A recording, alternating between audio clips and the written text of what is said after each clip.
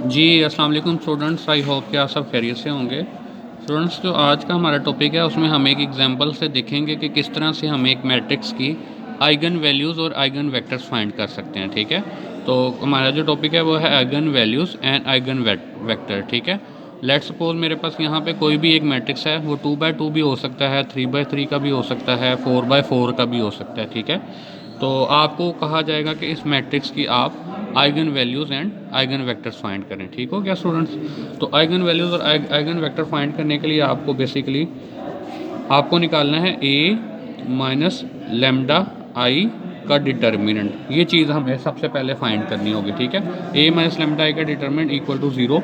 ये चीज़ हम सबसे पहले एवेल्यूएट करेंगे और फिर हम देखेंगे कि आइगन वैल्यूज़ किस तरह फाइंड की जाते हैं। स्टूडेंट, यहाँ पे जो आई होगा वो एक आइडेंटिटी मैट्रिक्स होगा जिस ऑर्डर का ए होगा। ठीक है, अगर ये 2x2 का है तो हमारा आई भी 2x2 का होगा। अगर ये 3x3 का है तो आई भी 3x3 का बनाना है। और अगर ये 4x4 का है तो आई भी 4x4 का होगा। अब इस सिचुएशन में चूँकि आई ए 2x2 का है, तो इसके अकॉर्डिंग हमारा जो आई होगा वो इस तरह होगा 1 0 0 1। ठीक है स्टूडेंट, ये हमारे पास आ गया आई। अब हम A minus lambda I find करते हैं, तो हमारे पास A minus lambda I basically equal आ जाएगा, हाँ जी, ए में से इसको माइनस करना है लेमडा आई। ठीक है, ए माइनस सॉरी लेमडा आई अगर हम यहाँ पे निकालना चाहते हैं तो लेमडा आई मेरे पास आएगा। लेमडा आई का मतलब ये है कि मैंने इसकी सारी टर्म्स को मल्टीप्लाई कर देना है लेमडा से। लेमडा ये ज़ीरो रहेगा, ये भी ज़ीरो ही रहेगा और ये भी लेमडा आ गया। ठीक है, तो मुझे ए माइनस लेमडा आई चाहिए था, मैंने आई भी लिख लिया। वो मैंने आपको बताया जिस ऑर्डर का ए होगा उसी ऑर्डर का आई होगा। उसको बाद में आप लेमडा से मल्टीप्लाई कर देंगे, ये लेमडा आई आ जाएगा। ठीक है, अब ए माइनस लेमडा आई का मतलब है इसमें से ये मैट्रिक्स माइनस करना। ठीक है, तो ये जब हम माइनस करेंगे आएगा -5 माइनस लेमडा माइनस लेमडा। ये 2 माइनस 0 2 ही रहेगा हमारे पास। ठीक है, और ये 2 माइनस 0 2 रहेगा, और ये -2 माइनस लेमडा -2 माइनस लेमडा। तो स्टूडेंट ये हमारे पास जो है वो ए माइनस लेमडा आई आ गया। ठीक है, अब हमने क्या करना है, अब हमने इसका डिटर्मिनेंट लेना है और इसको इक्वल टू 0 रख देना है। ठीक है, तो ए माइनस लेमडा आई का डिटर्मिनेंट बेसिकली हमारे पास आ जाएगा -5 minus lambda 2 2 -2 minus lambda this ये चीज़ आ गई। और अब इसको इक्वल टू हमने रखना है 0 पे। ठीक है स्टूडेंट्स, तो अब इसका हम बेसिकली डिटर्मिनेंट निकालेंगे। डिटर्मिनेंट किस तरह निकालते हैं, इन दोनों को मल्टीप्लाई करते हैं, आएगा -5 minus lambda multiply -2 minus lambda minus, फिर इन दोनों को मल्टीप्लाई करते हैं तो ये आ जाएगा 4 इज इक्वल टू 0। तो स्टूडेंट ये हमने प्रोसीजर करते हुए एक इक्वेशन बना ली है जो कि लेमडा की फॉर्म में आ गई है। ठीक है, जब इसको आप अंदर मल्टीप्लाई करेंगे तो मैं यहाँ पे डायरेक्ट लिख देता हूँ, ये lambda square plus 7 lambda plus 6 is equal to 0। ये इक्वेशन बनेगी अंदर मल्टीप्लाई सिंप्लीफाई करने के बाद। ठीक है स्टूडेंट्स, इसको कहते हैं कैरेक्टरिस्टिक पॉलिनोमियल। ठीक है, कैरेक्टरिस्टिक्स पॉलिनोमियल। ठीक हो गया, ज़रा दोबारा से देखते हैं हमने क्या किया जी। हमारा टॉपिक था determine eigen values and eigen vectors. Eigen values और आइगन वेक्टर्स निकालने के लिए ये मेरे पास एक मैट्रिक्स था, मैंने ए माइनस लेमडा ही किया, मतलब मुझे ये चीज़ निकालनी है। ये बेसिकली हम कैरेक्टरिस्टिक पॉलिनोमियल निकालने के लिए कर रहे हैं। ठीक है, हमने ए जिस तरह का मेरे पास मैट्रिक्स होगा उस तरह का मैंने एक आइडेंटिटी मैट्रिक्स पोज करना है, उसको मल्टीप्लाई कर देना है लेमडा से। ठीक है, तो ये इस तरह लेमडा, ये वाली एंट्रीज लेमडा हो जाएंगी, बाकी सारे जीरो ही रहेंगे। ठीक है, डायगोनल एंट्रीज लेमडा बन जाएंगी। उसके बाद फिर आपने ए माइनस लेमडा ही कर देना है। आपके पास ये ए होगा, ये लेमडा ही है, इन दोनों का माइनस करेंगे, ये चीज़ आ जाएगी। ठीक है, फिर उसके बाद आप इसका डिटर्मिनेंट लेके इसको इक्वल टू 0 रख देंगे। तो ये मैंने डिटर्मिनेंट निकाला और इसको इक्वल टू 0 कर दिया। ठीक है स्टूडेंट्स, अच्छा जी, उसके बाद हम इसको डिटर्मिनेंट एक्सपेंड करेंगे तो ये हमारे पास इक्वेशन बन जाएगी इस तरह की, इसको बोलते हैं कैरेक्टरिस्टिक पॉलिनोमियल। तो स्टूडेंट आई थिंक ये सारे स्टूडेंट्स को क्वाड्रेटिक इक्वेशन सॉल्व करना आती है। जब आप इसके ऊपर क्वाड्रेटिक फार्मूला या फैक्टराइजेशन लगाएंगे तो इसके जो आपके पास सॉल्यूशंस आएंगे वो बेसिकली आएंगे लेमडा इज़ इक्वल टू जी, हमारे पास lambda is equal to -1 and lambda is equal to -6। ये दो सॉल्यूशंस मेरे पास आएंगे। आई थिंक कि सब स्टूडेंट्स को फैक्टराइजेशन या क्वाड्रेटिक फार्मूला आता होगा, उसकी मदद से आप ये दोनों वैल्यूज़ निकाल लेंगे। ठीक है, हो गया स्टूडेंट्स। अच्छा जी, ये जो वैल्यूज़ आपके पास लेमडा की आएंगी इसको कहते हैं जी, इसको कहते हैं आइगन वैल्यूज़। ठीक हो गया स्टूडेंट। ये हमारे पास जो वैल्यूज़ आई हैं ये कहलाती हैं आइगन वैल्यूज़। ठीक हो गया। अब हमने आइगन वैल्यूज़ को यूज़ करते हुए आइगन वेक्टर फाइंड करना है। ठीक है, आइगन वैल्यूज़ को यूज़ करते हुए आइगन वेक्टर फाइंड करना है। अब आइगन वैल्यूज़ को यूज़ करते हुए आइगन वेक्टर बनाने का तरीका ये होगा कि पहले आप इन दोनों में से कोई एक वैल्यू को सिलेक्ट कर लें। ठीक है, चलें जी, पहले मैं सेलेक्ट करता हूँ 4 लैम्डा इज़ इक्वल टू -1। अब लैम्डा इज़ इक्वल टू -1 के अकॉर्डिंग मैंने आइगन वेक्टर फाइंड करना है। ठीक है, इस वैल्यू के लिए आइगन वेक्टर फाइंड करना है। उसका तरीका ये होगा कि आपने ये लैम्डा की वैल्यू जो -1 आएगी वो आपने इधर पुट करनी है, ये जो आपने मैट्रिक्स नया बनाया था। ठीक है, इधर जब आप लैम्डा की वैल्यू ये यहाँ पे पुट करेंगे। ठीक है, इसको मैं अगर स्टेरिक का नाम दे देता हूँ, ये मेरी इक्वेशन स्टेरिक, इसमें जब आप पुट करेंगे तो लैम्डा की वैल्यू -1 पुट करने पे ये देखिएगा ज़रा, ये आपके पास मैट्रिक्स जो है वो आ जाएगा। हाँ जी, -1 पुट करेंगे तो ये आएगा -5 +1 -1 होके +1 हो जाएगा। ठीक है, फिर नीचे वाला 2 एज इट इज़ रहेगा, ये भी 2 एज इट इज़ रहेगा, यहाँ पे -2 और ये +1 हो जाएगा। ठीक है स्टूडेंट, यहाँ पे आएगा आपके पास एक वेक्टर एक्स वाई। अब अगर ये 2/2 का तो आपने इसको एक्स वाई लिख देना है यहाँ पे। ठीक है, अगर ये 3/3 का तो एक्स वाई जी लिख दें, या x1 x2 x3 लिख दें, कुछ भी लिख दें। ठीक है, यहाँ पे ये वेक्टर आएगा और इक्वल टू आप इसको रख देंगे 0 0। ठीक है, आपने बेसिकली अपनी आइगन वैल्यूज़ की वैल्यू पुट कर देनी है इस मैट्रिक्स में। ठीक है, यहाँ पे आपने आइगन वैल्यू पुट की, यहाँ पे आपने वेक्टर लिखा एक्स वाई और इसको इक्वल रख देना है 0 0 के। तो स्टूडेंट ये आपके पास बेसिकली 0 वेक्टर है। ठीक है ना, ये 0 वेक्टर को रिप्रेजेंट कर रहा होगा। अब ये वेक्टर आपने खुद से सपोज कर लेना। अब आपने ये करना है कि इसको सिंप्लीफाई करके इसकी इक्वेशंस बना लेनी है। ठीक है, तो ये बेसिकली आपके पास अगर मैं लिखूँ तो ये बेसिकली आपके पास है -4। ठीक है, इनको जब ऐड करूँ तो ये है बेसिकली -1। ठीक हो गया स्टूडेंट्स। अब इनको अंदर मल्टीप्लाई करते हैं तो ये देखिएगा इक्वेशन हमारे पास आएंगी -4x + 2y is equal to 0। ठीक है, ये देखिएगा -4x + 2y और इज़ इक्वल टू 0। सेकेंड अगर हम देखें तो ये 2 इससे मल्टीप्लाई होकर आ जाएगा 2x। ठीक है, -y और ये इक्वल टू आपके पास आ जाएगा अगेन 0 के इक्वल आ जाएगा। ठीक है स्टूडेंट्स, तो यहाँ से मेरे पास जो 2 इक्वेशंस आ चुकी हैं इनको बेसिकली अब हम सॉल्व करेंगे। ठीक है, तो इसको सॉल्व करने के लिए अगर हम देखें तो ये हमें इसको डिटर्मिनेंट वगैरह बनाने की ज़रूरत नहीं है, सिस्टम ऑफ इक्वेशन को सॉल्व करना है। चूँकि ये 2/2 का है, मैं इजीली देख सकता हूँ कि अगर मैं नीचे वाली इक्वेशन को 2 से मल्टीप्लाई करूँ तो देखें ये क्या बनता है। ऊपर वाली पहले वैसे ही रख देते हैं, 2y इज़ इक्वल टू 0। हाँ जी, नीचे वाली को अगर मैं 2 से मल्टीप्लाई करूँगा तो ये आएगा 4x - 2y is equal to 0।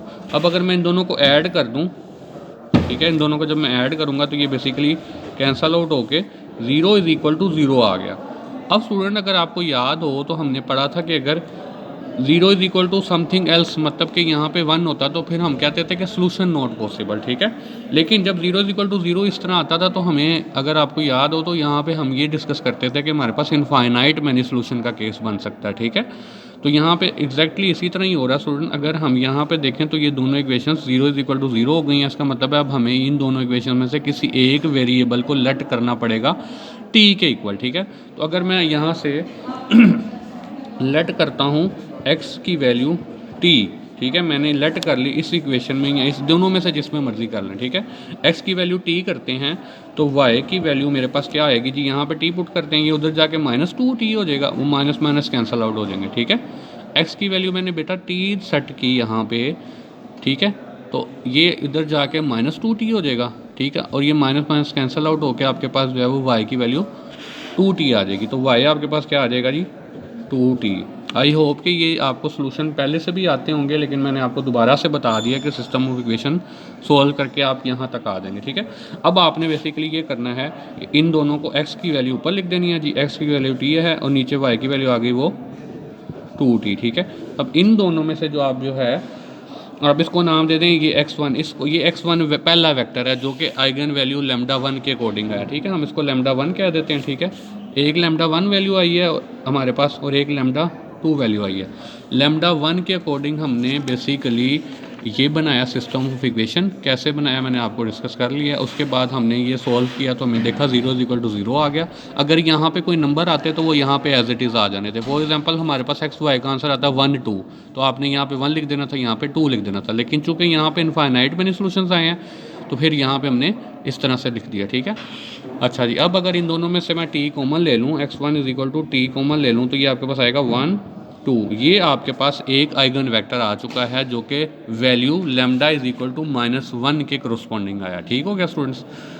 अब हम दूसरा वेक्टर निकालना जा रहे हैं। दूसरा वेक्टर हमारे पास निकलेगा जी, लेमडा की वैल्यू अगर मैं -6 पुट करूँ, ठीक है, तो लेमडा 4, जितनी मेरे पास लेमडा वैल्यूज़ होंगी उनके अकॉर्डिंग आपने 1 बाय 1 उसका आइगन वेक्टर निकालना होगा, ठीक है। 4 लेमडा 2 इज इक्वल टू -6, ठीक है। अब इसके लिए सिस्टम ऑफ इक्वेशन जनरेट करेंगे। हाँ जी, तो इसके लिए जो हमारे पास पहले मैट्रिक्स बनेगा वो अगर हम यहाँ पे देखें तो वो -6 -5, ठीक है। अब मैं एक सेकंड, अगर हम देखें तो वो इधर हमने वैल्यूज पुट करनी है, ठीक है। यहाँ पे पुट करनी है -6 माइनस माइनस प्लस होके -5 + 6 1 आ जाएगा आपके पास, ठीक है। -6 + 6, फिर आपके पास ये वाली वैल्यू 2 वैसे ही रहेगी, ये भी 2 वैसे ही रहेगा, तो ये आ जाएगा -2 + 6। यहाँ पे हमने इस तरह से, यहाँ पे अब हम लिख देते हैं बेशक XY लिखा था पहले हमने, यहाँ पे हम कोई और, या बेशक आप XY भी दोबारा लिख लें, कोई इशू नहीं है, ठीक है। और ये इक्वल टू आप यहाँ पे लिख दें जी 0 0। Student lambda is equal to -6 की वैल्यू मैंने इस जगह पे पुट की है, इस वेक्टर मैट्रिक्स में, ठीक है। ये जो मैट्रिक्स है यहाँ पे मैंने लेमडा की वैल्यू -6 पुट की, तो ये आपके पास आ जाएगा 1, ठीक है। माइनस माइनस प्लस होके 1 आ जाएगा। यहाँ पे पुट करेंगे तो ये माइनस प्लस होके 4 आ जाएगा आपके पास, ठीक है। तो ये यहाँ पे अगर हम देखें तो ये सिस्टम ऑफ इक्वेशन यहाँ से हमारे पास जो बनेगा, ये इक्वल 1 आएगा, ये इज इक्वल टू 4 आ जाएगा, ठीक है। तो इनको दोबारा मल्टीप्लाई करते हैं, आएगा x + 2y is equal to 0, ठीक है जी। और दूसरी हमारे पास आएगा 2x + 4y इज इक्वल आ गया 0 पे। अगेन स्टूडेंट अगर हम देखें, मैं इसको ऊपर वाली इक्वेशन को 2 से मल्टीप्लाई अगर करता हूँ, ठीक है, और दोनों को माइनस कर देता हूँ, ये आएगा 2x + 4y is equal to 0। Minus करने पे ये दोबारा 0 इज इक्वल टू 0 हो जाएगा मेरे पास, ठीक है। 0 इज इक्वल टू 0 बन जाएगा। आप इसको वेरीफाई कर सकते हैं 2 से मल्टीप्लाई करके माइनस करने पे, ठीक है। तो अगेन मुझे अब दोबारा यहाँ पे लेट करना पड़ेगा, let y is equal to t, तो मेरे पास x इज इक्वल क्या आ जाएगा -2t। यहाँ पे y को t करते हैं तो x is equal to -2t आ जाएगा हमारे पास, ठीक हो गया स्टूडेंट। अब इन दोनों वैल्यूज़ को हम यहाँ पे सेट कर देते हैं, तो ये आपके पास आ जाएगा जी स्टूडेंट, ये आ जाएगी t -2t, और ये आपके पास आ जाएगा t। ये आपके पास आएगा दूसरा आइगन वेक्टर जिसको हम x2 का नाम दे देते हैं, ठीक है स्टूडेंट्स। तो यहाँ से x2 जो मेरे पास सेपरेट होके आएगा, t की वैल्यू बाहर निकाल लेते हैं, ये आएगा -2 और ये आ जाएगा 1। तो स्टूडेंट मैंने अपने पूरे सिस्टम ऑफ इक्वेशन को ही बेसिकली ज़्यादा इसमें हमने सॉल्व किया है, और हमने देखा है कि हमारे पास 2 वैल्यूज़ के अकॉर्डिंग हमारे पास यहाँ पे 2 आइगन वेक्टर्स आ चुके हैं, ठीक है। मैं जो सारा दोबारा से रिवाइज़ करता हूँ ताकि आपको अगर कोई कन्फ्यूजन हो तो वो आपकी क्लियर हो जाए, ठीक है स्टूडेंट। आज का जो हमारा टॉपिक था वो था आइगन वैल्यूज़ और आइगन वेक्टर्स निकालना किसी भी मैट्रिक्स के लिए, ठीक है।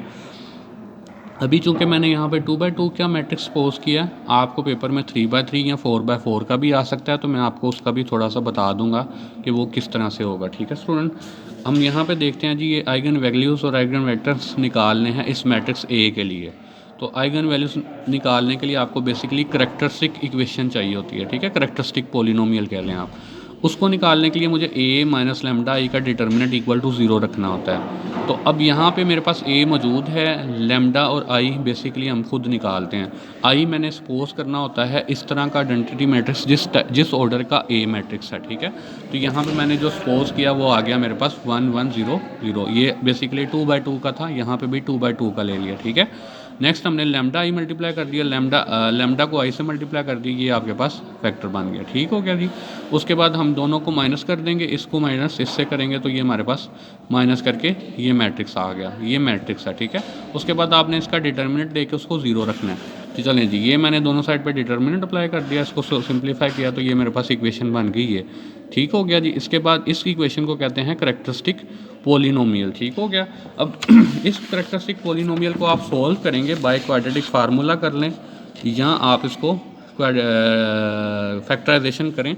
आपके पास 2 सॉल्यूशंस आएंगे, एक λ1 कह दें, एक को λ2 कह दें। ये -1 आया, एक -6 आएगा। आई थिंक कि यहाँ तक आपको क्लियर हो जाना चाहिए। ये है आइगन वैल्यूज़। तो ये बेसिक काम था, हमने करके आइगन वैल्यूज़ निकाल ली। अब आपने ये करना है कि एक वैल्यू को यहाँ से सिलेक्ट कर लेना है, ये वैल्यू, इसके करस्पॉन्डिंग वेक्टर निकालना है, आइगन वेक्टर्स। वो आइगन वेक्टर्स निकालने के लिए आप इस मैट्रिक्स में, जहाँ पे ये मैट्रिक्स मेरे पास लिखा हुआ है, इस मैट्रिक्स में आप वैल्यू पुट करेंगे लैम्डा की जगह पे पहली आइगन वैल्यू, और यहाँ पे एक वेक्टर लिखेंगे। जितने ऑर्डर का मैट्रिक्स होगा उतने ऑर्डर का बेस, मतलब ऑर्डर का नहीं, मतलब कि उतना आप कॉलम वाइज आप करेंगे। यहाँ पे अगर 3x3 का तो ये XYZ आ जाएगा, ठीक है। 4x4 का तो ये X1 X2 X3 X4 इस तरह लिख लें बेशक, ठीक है। इक्वल टू आप यहाँ पे 0 वेक्टर रखेंगे, वो भी इसी ऑर्डर का होगा जिस ऑर्डर का ये है। अच्छा जी, यहाँ से इसको सिंप्लीफाई करने के बाद इसको सिस्टम ऑफ इक्वेशन में ले जाएंगे। ये सिस्टम ऑफ इक्वेशन में आ गया, इसको आप सॉल्व करेंगे तो यहाँ पे चूंकि हमारे पास देखा 0 आया, तो इसका इनफाइनाइट मैनी ऑलरेडी हम बहुत ज़्यादा प्रैक्टिस कर चुके हैं सिस्टम ऑफ इक्वेशंस के लिए। तो ये हम अगेन देखते हैं कि यहाँ से हम सॉल्व करके एक्स और वाई की values in term of T infinite many solution में आ गए, ठीक है। तो यहाँ से मेरे पास जो पहला आइगन वेक्टर आया वो बेसिकली x की वैल्यू यहाँ पे और y की वैल्यू यहाँ पे पुट करने के बाद इसमें से t कॉमन लेने के बाद ये आ गया आपके पास आइगन वेक्टर, ठीक है। ये आइगन वेक्टर आ गया।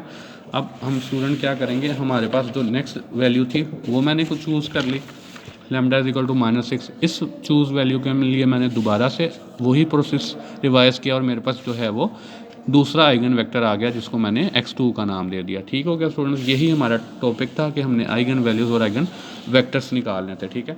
अच्छा जी, अब अगर मैं आपको फॉर एग्जांपल यहाँ पे थोड़ा सा आइडिया देता हूँ कि अगर फॉर एग्जांपल ये 3x3 या 4x4 का मैट्रिक्स आएगा तो क्या आपके लिए होगा।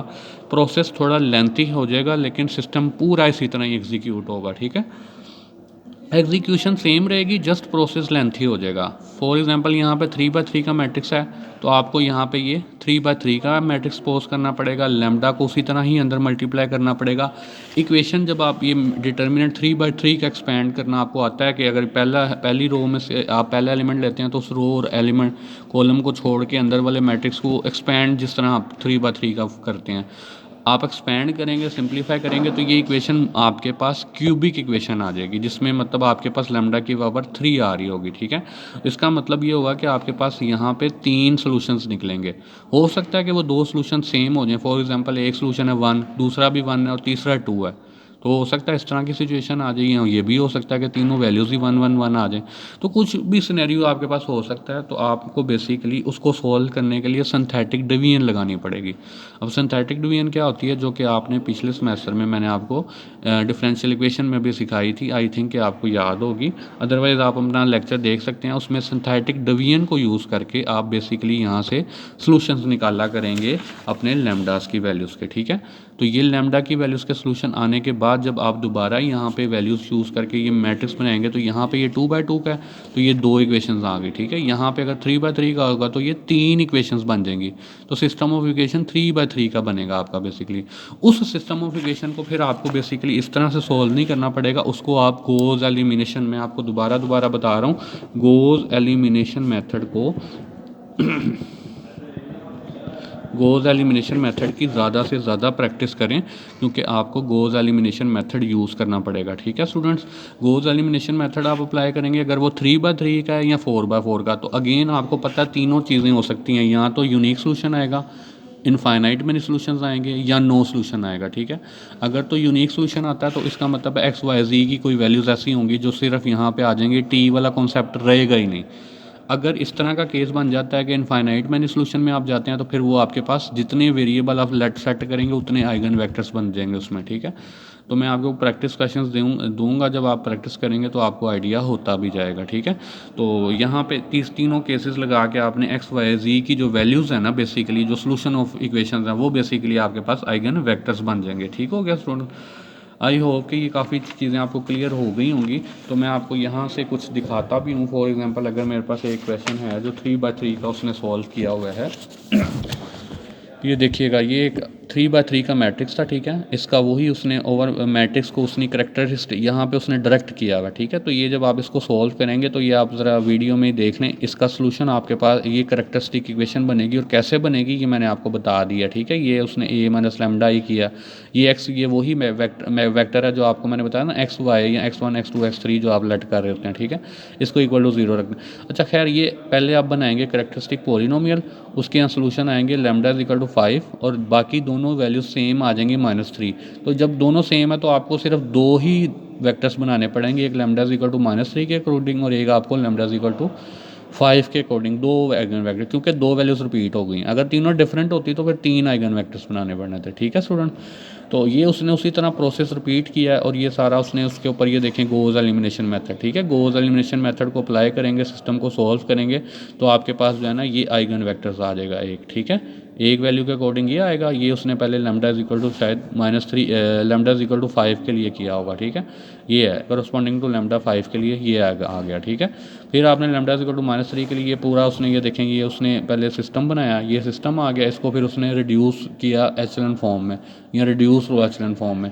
तो ये देखेंगे दोनों जीरो हो गए तो उसका मतलब है ये इनफाइनाइट मैनी सोल्यूशन में चले जाएंगे आप। ये देखें ये उसने फिर लेट किया, 2 वैल्यू यहाँ पे आपको चूज़ की होंगी उसने, क्योंकि अब आपके पास सिर्फ एक इक्वेशन और 3 अननोन्स हैं। देखें x1 x2 x3 आपके पास 3 अननोन्स हैं, तो उसमें बेसिकली उसने अपनी मर्ज़ी से वैल्यू सेट करके आप कह लें या कुछ भी आप जनरल सोल्यूशन निकाल लें, या उसने यहाँ पे ना चूज़ की हुई हैं।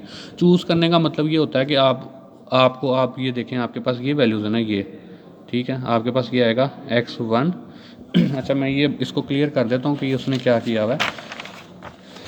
अगर यहाँ से आप सिस्टम ऑफ इक्वेशन को बनाएंगे, इसका सिस्टम ऑफ इक्वेशन बनाएंगे आएगा x1 + 2x2 + -3x3 ये इक्वल आ रहा है 0 के। बाकी दोनों तो इक्वेशन 0 इज इक्वल टू 0 ही हैं, यही इक्वेशन रह गई है ना। तो इसमें स्टूडेंट अब आपको 2 वेरिएबल्स को लेट करना पड़ेगा किसी और वैल्यू के लिए। फॉर एग्जांपल मुझे करना पड़ेगा x1 को करना पड़ेगा x2 को मैं कह देता हूँ जी वो t है, और x3 को मैं कह देता हूँ वो मेरे पास है s है। तो यहाँ से मेरे पास जो सिस्टम ऑफ इक्वेशन बनेगा वो आएगा x1 इज इक्वल लिखा जाएगा, ये उधर जाके बन जाएगा 3s - 2t। तो ये बेसिकली मेरे पास जो है ना 3s सॉरी दोबारा से देखिएगा, ये इक्वेशन थी। अब एक इक्वेशन है 2 अननोन्स 3 अननोन्स हैं। ठीक है, तो इस सिनेरियो में मुझे किसी भी 2 वेरिएबल को लेट करना है डिफरेंट पैरामीटर्स। मैंने इसको लेट कर लिया टी के, इसको लेट कर लिया एस। आप इन दोनों को भी कर सकते हैं, आप इसको और इसको भी कर सकते हैं, आपकी अपनी चॉइस है। ठीक है, ये ज़रा मेरे लिए आसानी थी कि अगर मैं इसको करता तो फिर फ्रैक्शन में आंसर आ जाने थे। ठीक है, तो मैंने अपनी आसानी के लिए इसको और इसको एस और टी, आप इसको टी इसको एस इसको एस और इसको भी टी कर सकते हैं, ये आपकी अपनी चॉइस है। ठीक है, अच्छा जी, यहाँ से जब आपने x1 फिर जो तीसरा वेरिएबल होगा उसको इन टर्म ऑफ इन दोनों वेक्टर्स के लिखना होगा। ठीक हो गया स्टूडेंट। यहाँ से जब आपने सिस्टम ऑफ इक्वेशन लिखना है ना, तो ये किस तरह लिखना है ये ज़रा ध्यान से देखिएगा। x1 मेरे पास क्या है जी, x1 है 3s - 2t। ठीक है, 3s - 2t। और x2 क्या है मेरे पास, वो है t। x2 की जगह मैंने t लिख दिया। ये देखिए ये x1 की वैल्यू आई थी, ये x2 की वैल्यू जो मैंने t ली थी, और x3 की वैल्यू s थी। ठीक है, इसमें भी बेसिकली 0s कर दें ऐड, इसमें भी प्लस कर दें 0t ऐड। ये क्यों किया, ताकि आप इसको आसानी से सेपरेट कर लें। ठीक है, इसमें से जो s वाली हैं वो सारी एक साइड पे आ जाएंगी। हाँ जी, s वाली क्या है जी 3s। ठीक है 0s 3s 0s, इसमें से s वाली सेपरेट कर रहे हैं। ठीक है, ये इसमें से s वाली सेपरेट करेंगे स्टूडेंट्स, इसमें से तो ये 3s ये लिख दिया। ठीक है, इसमें से 0s आ गया, ये 0s आ गया, इसमें जो है वो s आ गया। ठीक है, फिर प्लस अब यहाँ पे जो t वाली हैं वो लिखनी पड़ेंगी -2t। फिर यहाँ से अगर मैं देखूँ तो t की वैल्यू t है, और यहाँ पे भी 0t आ गया। ठीक है, ज़रा दोबारा से काइंडली देखें, मैंने आपको ये बताया था कि जब इस तरह की सिचुएशन आ गई कि आपके पास दोनों ज़ीरो होगी, एक ही रो रह गया, ये वाली रो, इस रो में हमने बेसिकली ये किया कि मैंने दोनों को बेसिकली यहाँ पे ये इक्वेशन बन गई। अब मैंने 2 वैल्यूज़ को लेट कर लिया नए वेरिएबल्स, एक को t कह दिया, एक को s कह दिया, तो मेरा x1 भी जो है वो इस फॉर्म में आ गया, s और t की फॉर्म में। अब मैंने जो वेक्टर बनाना है ना, बेसिकली जो वेक्टर फाइंड करना है वो कैसे फाइंड करना है। x1 की जगह x1 की वैल्यू आ गई, x2 की जगह x2 की वैल्यू आ गई, x3 की जगह x3 की वैल्यू आ गई। ठीक है, अब यहाँ पे खाली t था, मैंने इसमें खुद से ऐड कर दिया 0s। ठीक है, ताकि आपको सोल्व करना आसान हो जाए। इसमें s था, इसको भी मैंने 0t खुद से ऐड कर दिया। ठीक है, अब जो s वाली टर्म है ये है 3s 0s s, ये इकट्ठी लिख दी, प्लस जो t वाली हैं वो -2t t और 0t, ये तीनों आ गए। ठीक है, इसमें से s कॉमन ले लें, तो ये इसमें से जब मैं s कॉमन लूँगा तो वो आपके पास बन जाएगा, बेसिकली आप ये चीज़ बन जाएगी, एक वेक्टर आपके पास ये आ जाएगा। देखें जब मैं इसमें से s कॉमन लूँगा ना, तो ये आपके पास आएगा बेसिकली 3 0 1। देखें यहाँ से जब मैंने s कॉमन लेना है तो ये आपके पास कॉमन चला गया बाय, तो ये आ जाएगा 3 0 1 3 0 1। ठीक है, और यहाँ से टी कॉमन आएगा तो ये -2 1 0 -2 1 0 आ गया। ठीक है, ये 2 वेक्टर्स आ गए। अब उसने बेसिकली ना यहाँ पे एस और टी की वैल्यू उसने पर्टिकुलर चूज़ कर ली है। पर्टिकुलर का मतलब ये है कि उसने अपनी मर्ज़ी से x2 को 1 कर दिया और x3 को 0 कर दिया। ये पर्टिकुलर है, लेकिन आप मेरे वाले मेथड से जनरल सोल्यूशन ही निकालेंगे। ठीक है, वो आपके लिए ज़्यादा बेहतर और ज़्यादा अच्छा रहेगा वो। ठीक हो गया स्टूडेंट। तो ये बेसिकली 3/3 का जो ओवरव्यू था वो मैंने आपको दे दिया है। अब ये कुछ क्वेश्चन हैं जो आप लोग प्रैक्टिस करेंगे। ये यहाँ पे हमारे पास हैं 14 क्वेश्चन। ठीक है, लेकिन आप इसमें से बेशक 3 क्वेश्चन करें 3/3 के। ठीक है, चलें 2 क्वेश्चन कर लें 3/3 के, एक ये वाला कर लें। ठीक है, एक और एक ये कर लें। ठीक है, एक आप करेंगे ऐसा करें, ये 3 3/3 के कर लें आप। ठीक है, और 3 आप कर लें जी 2/2 के, 1 2 और ये 3, ये 3 और 3 3 6 क्वेश्चन आपके बेसिकली प्रैक्टिस क्वेश्चन हैं। जब आप इन 6 क्वेश्चंस को अच्छी तरह से कर लेंगे, दोबारा देख लें 1 2 3, इनको आप नोट डाउन कर लें। ठीक है, फिर 1 2 3, ये जब आप 6 क्वेश्चंस कर लेंगे तो ये आपको क्लियर हो जाएगा। और ये पेपर पॉइंट ऑफ व्यू से भी इम्पोर्टेंट टॉपिक है, तो काइंडली आप अच्छी तरह से इसकी प्रैक्टिस कीजिएगा। अगर कोई प्रॉब्लम आती है तो वो आप मुझसे डिस्कस कर सकते हैं। और अगर आप दोबारा से देखें तो इस टॉपिक में भी आपका सिस्टम ऑफ इक्वेशन का ही सॉल्यूशन किया जा रहा है, जो कि हम पहले भी मैं आपको बहुत दफ़ा कह चुका हूँ कि सिस्टम ऑफ इक्वेशन के ऊपर आपको अच्छी ग्रिप होनी चाहिए ताकि आपके सारे टॉपिक्स अच्छी तरह क्लियर हो जाए। ओके स्टूडेंट्स, अपना ख्याल रखिएगा। इंशाल्लाह नेक्स्ट लेक्चर में मिलेंगे। अल्लाह हाफ़िज़।